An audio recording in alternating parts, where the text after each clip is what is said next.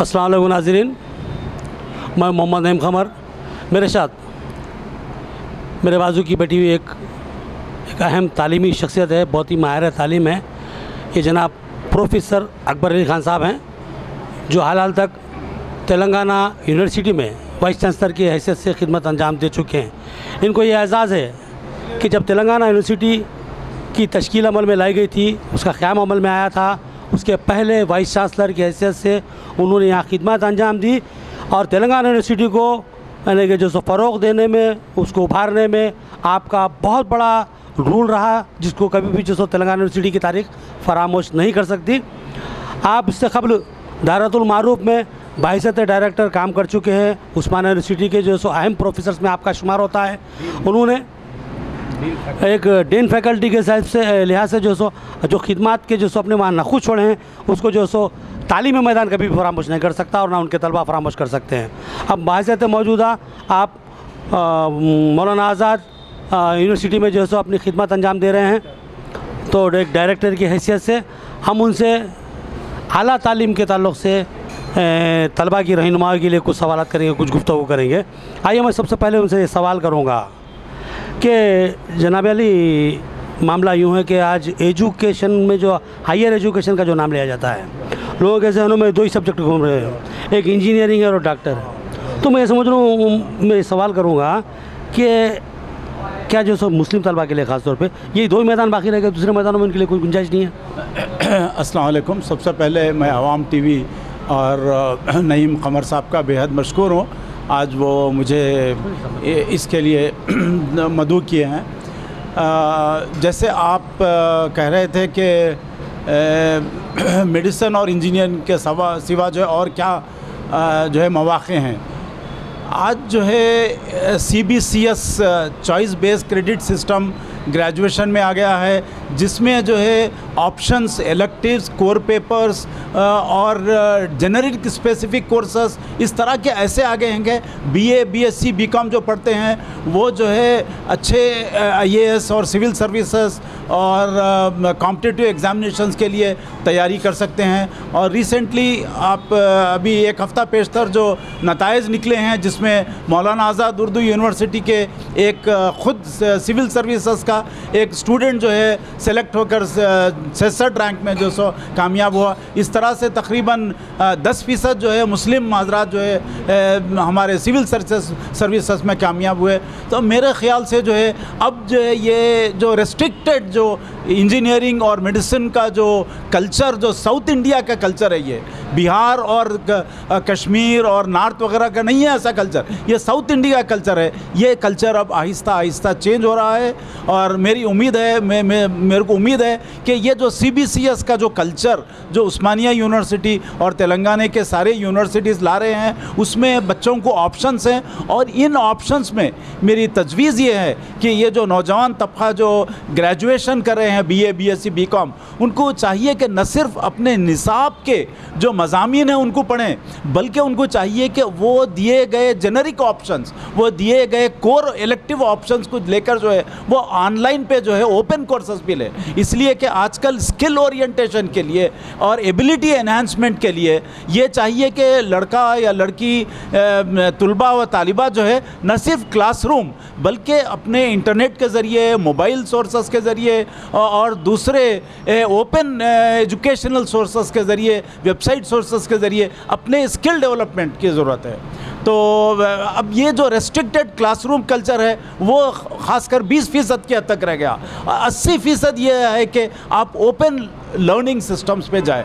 जैसे कंप्यूटर के कई कोर्सेस हैं, सॉफ्टवेयर कोर्सेस, हार्डवेयर कोर्सेस है। जैसे आप अगर जाएं तो IT के और दूसरे कोर्सेस है। जैसे कॉमर्स में जो है कंप्यूटराइजेशन ऑफ अकाउंटिंग कोर्सेस है। इस तरह से कई कोर्सेस हैं जो BA में भी हर जगह कंप्यूटर ओरिएंटेशन है। ज्योग्राफी में ले लीजिए आप, जो है वहाँ पर कंप्यूटर है। सो इस तरह से स्किल ओरिएंटेशन और एबिलिटी एनहांसमेंट पे तरजीह दी जाए। सब एक ये सवाल है कि सर्विसेज का आपने अभी जिक्र किया था, और आज के दौर में सर्विसेज की तरफ मैं जब नज़र डालता हूँ तो वहाँ पर मुसलमानों का तनासुब बिल्कुल नहीं के बराबर लगता है। तो ये सर्विसेज के लिए आसान रूट क्या रहेगी? किस अंदाज में जो सो लोगों को सर्विसेज की तरफ अप्रोच करने से फ़ायदे हासिल होंगे नौजवानों को हमारे? हाँ, ये सर्विसेज का असल सर्विसेज में जो है हमारे माइनॉरिटीज़ अक़लियती तुलबा की नाकामी बोल सकता हूँ मैं कि वजह यह है कि एक विज़न, एक मिशन और जज्बा और जिद्दोजहद उनमें थोड़ी सी कम महसूस हो रही है, थोड़ी सी कम महसूस है। चूँकि मैं मौलाना आज़ाद उर्दू यूनिवर्सिटी में चूँकि अभी additional directorate of distance education हूँ, तो मैं महसूस किया वहाँ के जो 100 स्टूडेंट्स को, 100 तुलबा को जो सिविल सर्विसेज में एडमिशन दिया जाता है, हॉस्टल फैसिलिटीज़ हैं, लाइब्रेरी फैसिलिटीज़ हैं, कंप्यूटर फैसिलिटीज़ हैं, सारे कॉम्पिटिटिव एग्जामिनेशन के कोचिंग फैसिलिटी दिए गए और सारे ऑल इंडिया लेवल से टीचर्स लाते। उसके बावजूद भी जो है ये देखा गया है कि ये जो जिद्दोजहद है वो जिद्दोजहद जो है बटी हुई जिद्दोजहद है। ये जो कॉन्सनट्रेटेड जो जिद्दोजहद होना चाहिए एक ही डायरेक्शन में, वो कम है। और दूसरी एक अहम रीज़न ये है कि जो है हम सब्जेक्ट पे कंसंट्रेशन कर रहे हैं लेकिन लैंग्वेज पे कंसंट्रेशन नहीं कर रहे हैं। अक्सर देखा गया कि सिविल सर्विसेज एग्जामिनेशन में अपने सब्जेक्ट में माहिर हैं लेकिन प्रेजेंटेशन में जो है वो उतने अच्छे नहीं है जितना होना चाहिए था। और तीसरी वजह यह है कि ये सिविल सर्विसेज में जाने के लिए ये ग्रेजुएशन के बाद इसका जो है इसका ख्याल, इसका शऊर आने लगा है। ये गलत बात है। इंटरमीडिएट के बाद से वालिदैन की ज़िम्मेदारी है और तुलबा भी जो है अपना जो पुरजोश जो है अपनी ज़िम्मेदारी से अपनी दिलचस्पी बताना चाहिए कि वो सिविल सर्विस में जाए, ना कि वालिदैन के पुश और पुल से जो है वो सिविल सर्विसेज के तरफ रुजू हों। इसलिए कि सिविल सर्विसेज में जितने फ़ायदे हैं, जितने जो है उसमें आप जो है पॉलिसी डिसीजंस में, हुकूमत में आप जितने खिदमात अंजाम दे सकते हैं, बखूबी खिदमत अंजाम दे सकते हैं, वो खिदमत के बारे में आपको इल्म नहीं है।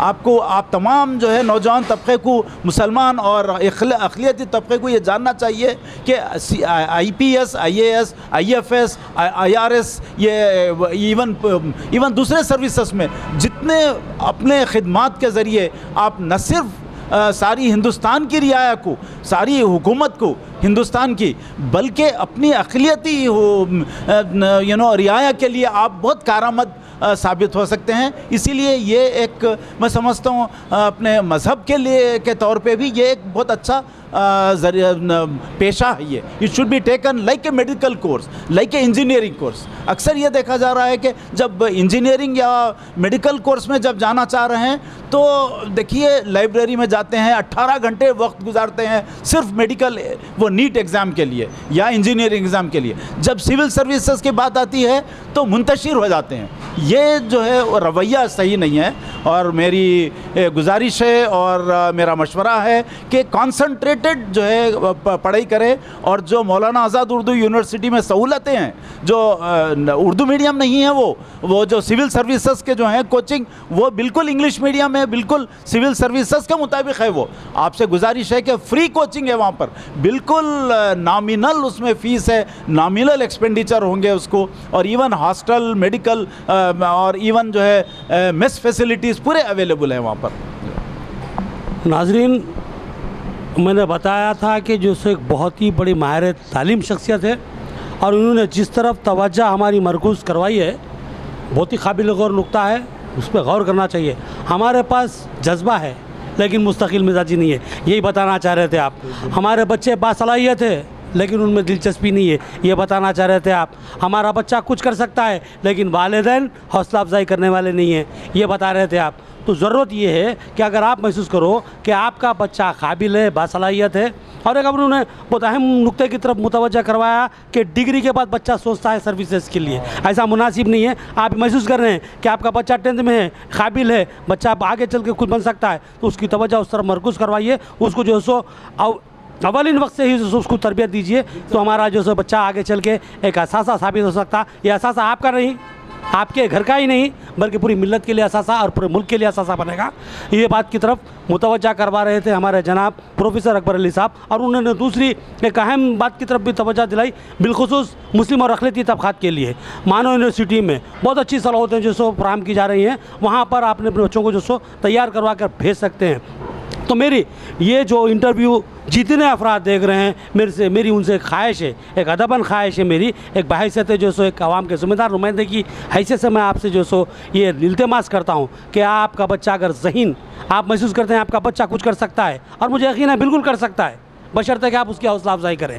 मैं इस तरफ आपको मुतवज्जा करना चाहता हूँ। हमारे जनाब प्रोफेसर अकबर अली साहब भी यही जो सो बात की तरफ तवज्जो दिला रहे थे, तो मैं उनसे एक सवाल ये भी करूँगा सर्विसेज में साहब, जैसे कि अभी मुझे जहाँ तक मालूम है मेरे इल्म में ग्रुप्स है, ग्रुप 1, 2, 3 ABC ग्रुप जो है, तो इसका थोड़ी वजाहत कर दीजिए आप, तो लोगों को जो सो समझने में सहूलत होगी, तैयारी में सहूलत होगी। ये जो ग्रुप 1 है वो कॉम्पिटिटिव एग्जामिनेशन का सबसे पहला समझिए नॉकआउट टेस्ट होता है, नॉकआउट टेस्ट होता है, जिसमें मिनिमम जो है आपको जनरल नॉलेज में मिनिमम मार्क्स आपको 40% लाना है। उसके बाद दूसरा जो होता है वो सब्जेक्ट्स का होता है जो ग्रुप 1 का होता है, और जो अपने मज़ामीन जो 2 मज़ामीन आप जो लेते हैं उसमें होता है। ये मज़ामीन जब चूज़ करते हैं तो उसमें यह ख़ास बात का ख्याल रखा जाए कि आपकी अपनी दिलचस्पी और आप किसमें आप जो है बहुत लगन से पढ़ सकते हैं, जिसमें आप दिलचस्पी लगा सकते हैं, वो ज़रूरी है, न कि वालिदैन की या दोस्तों की या पीर ग्रुप की या किसी और लेक्चरर्स की, टीचर्स के प्रेशर से आप ये आपको ठान कर आपके अंदर जो है जो काबिलियत है उसकी सलाहियतों को, उन सलाहियतों को उभारना है। और तीसरे होता है अगर आप इन दोनों में अच्छे मार्क्स लिए तो उसके बाद आपको होता है इंटरव्यू का लेवल होता है। इंटरव्यू लेवल जो है सो इंशाल्लाह जो है आप ये दोनों में कामयाब हो के मेंस में कामयाब हुए तो इंटरव्यू लेवल आता है। इंटरव्यू लेवल पे ख़ास कर जो है कम्युनिकेशन एबिलिटीज़ पे तवज्जो दी जाती है, न सिर्फ जनरल नॉलेज बल्कि आपका ओपन माइंडेडनेस देखा जाता है और आप किस हद तक सेक्युलर हैं वो उसके ऊपर सवालात दिए जाते हैं। और उसके बाद में दूसरे जो है इंडिया की डेमोग्राफ़ी, इंडिया की टोपोग्राफ़ी और इंडिया की पॉलिटी और इंडिया की जोग्राफ़ी के ऊपर जो है सवालात किए जाते हैं। इसको हम जज नहीं कर सकते कि इंटरव्यू में कौन सा सवाल किसको आने वाला है, ऐसा ज़रूरी नहीं है। अब ये ट्रेंड एक देखा जा रहा है कि IAS IPS में अक्सर जो है IIT के ग्रेजुएट्स और साइंस ग्रेजुएट्स आ रहे हैं बनिस्बत के एक आर्ट्स ग्रेजुएट के। जैसे आमतौर पे एक रुझान था, एक ट्रेंड था कि हिस्ट्री वाला, सोशल साइंस वाला, उर्दू वाला या तेलुगु वाला, हिंदी वाला, ये सब्जेक्ट्स वाले जो है एक 5 साल पेशतर तक जो है ज़्यादा सेलेक्ट होके आते थे। अब इन 4-5 साल से ये ट्रेंड देखा जा रहा है कि मैथमेटिक्स बोलिए या साइंस बोलिए, IIT के, IIM के ग्रेजुएट्स, इवन मेडिसिन ग्रेजुएट जो है वो लोग कॉम्पिटिटिव एग्जामिनेशन में, सिविल सर्विसेज में अच्छे निशानात से तालीम मतलब कॉम्पिटिटिव एग्जामिनेशन में कामयाबी हासिल कर रहे हैं। तो मैं समझता हूँ कि न सिर्फ जो है मेडिसिन, इंजीनियरिंग, IIT वगैरह, बल्कि ये फिर टर्नओवर होना चाहिए आर्ट्स के तरफ, BA, BSc और हिस्ट्री, जोग्राफ़ी, पॉलिटिकल साइंस, इनके तरफ टर्न होना चाहिए। यहाँ और एक बात वजाहत के साथ खुल कर आई है। मैं समझ रहा हूँ जो गुफ्तगू हो रही है ये हमारे लिए एक बहुत बड़ा असासा है, और प्रोफेसर अकबर अली साहब ने जो सो हमारे लिए जो रहनुमाई की है वो नाकाबिल नज़रअंदाज है, इस पर गौर करना चाहिए। आपने और एक बात ये कही, शायद आपने गौर नहीं किया होगा, गौर कीजिए इस पर, कि आपने कहा कि निसाबी तालीमी माने नहीं रखती, किताबी तालीमी माने नहीं रखती, जनरल नॉलेज भी हमारे अंदर बहुत लाजमी है। जनरल नॉलेज के लिए जो सो हमको तैयारी करना है, इसके लिए ज़्यादा से ज़्यादा माहौलियाती मुतालिया करना है। और जो सो, और उन्होंने एक बात बताई, अब ये जैसा कि अभी उन्होंने बताया कि एक कॉमर्स से जो सो सर्विसेज जो सो टर्न हो के जो सब IIT और जो सो मेडिसिन और जो सो दूसरी तरफ आए हैं, तो अब ये बात ही खुल के सामने आ गई कि सर्विसेज किसी एक मखसूस शोबे के लिए महदूद नहीं रहा, हर शोबे का जो सो नौजवान वहाँ जा सकता है। तो हमारे जो नौजवान जो इंजीनियर कर चुके हैं और मेडिसिन कर चुके हैं उनके लिए भी रास्ते खुले हुए हैं। ये आप बताना चाह रहे थे, आप रूट दूसरी बता रहे थे, मैं एक दूसरी रूट बता रहा हूँ। तो ये नौजवान भी मायूस होने की ज़रूरत नहीं है, ना वो नौजवान मायूस होने की ज़रूरत है, रास्ते बहुत है। हमें सिर्फ एक ही बात है, मुस्तकिल मिजाजी के साथ जद्दोजहद करनी है। और एक बात आपने कही बहुत ही इंपॉर्टेंट है कि बच्चे के सब्जेक्ट में दिलचस्पी को देखते हुए उसको जो सो रहनुमाई की जाए, ये बहुत अहम बात है। बच्चे को दिलचस्पी नहीं है, ज़बरदस्ती पढ़ा रहे तो बच्चा कामयाब होने वाला नहीं है। तो मैं यहाँ पर जो सो हमारा इत्तेफाक जो सो मामला ऐसा होगा कि आप निज़ामाबाद के अचानक दौरे पे तशरीफ़ लाए थे, हमसे मुलाकात हो गई। मैंने मुनासिब समझा कि इस कीमती मौके से फ़ायदा उठा लूँ और फ़ायदा उठा लिया हूँ। लेकिन आपसे एक सवाल करूँगा, इस ज़िमन में मज़ीद कुछ रहनुमाई अगर आपके जहन में नौजवानों के लिए, तो आप रहनुमाई फरमा दीजिए। एक मेरा मशवरा है हमारे अपने नौजवानों के लिए, वो ये है कि देखा जा रहा है कि हमारे इंटरमीडिएट के या ग्रेजुएशन पोस्ट ग्रेजुएशन के बच्चे रीडिंग और राइटिंग हैबिट से बहुत दूर हो गए हैं। लाइब्रेरी को तो समझिए बिल्कुल सिर्फ अपने गाइड्स लेने के लिए या रेफरेंस बुक्स के लिए, सिर्फ बुक्स इशू करने के लिए या वापस रिटर्न करने के लिए जाते हैं। लाइब्रेरी में बैठने का कल्चर तो ख़त्म ही हो गया है। तो मेरी राय है आप तमाम से कि जो है आप लोग लाइब्रेरी में बैठिए, अपना वक्त गुजारिए और पढ़ने में जितनी लगन से पढ़े, आप कंसंट्रेशन पढ़े, वो जो आपको जो है अपनी अक्ल में जो है सो आपको तजुर्बात हासिल होंगे और आपका कंसंट्रेशन और आपका मेमोरी बढ़ेगी। आपकी न सिर्फ मेमोरी बढ़ेगी बल्कि आपका जो है एक जहन, तामीराती जहन बनेगा आपका। तो उससे न सिर्फ सिविल सर्विसेज बल्कि जो है आपके ज़िंदगी के हर शोबे में